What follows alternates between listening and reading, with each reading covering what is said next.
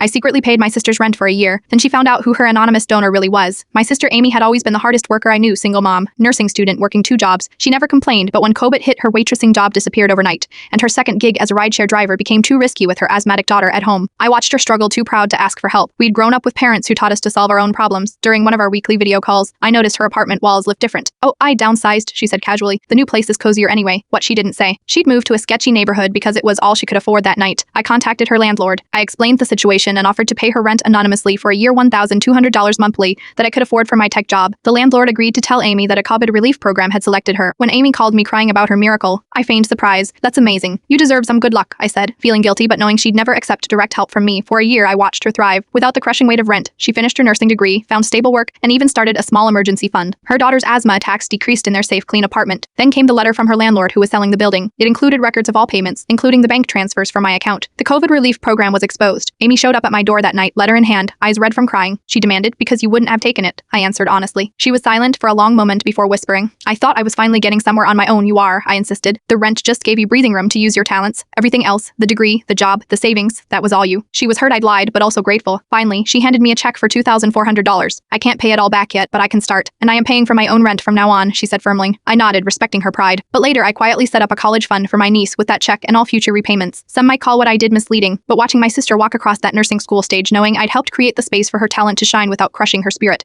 remains the accomplishment I am most proud of, even if it stays mostly between us. At Tree Claude can make mistakes, please double-check responses.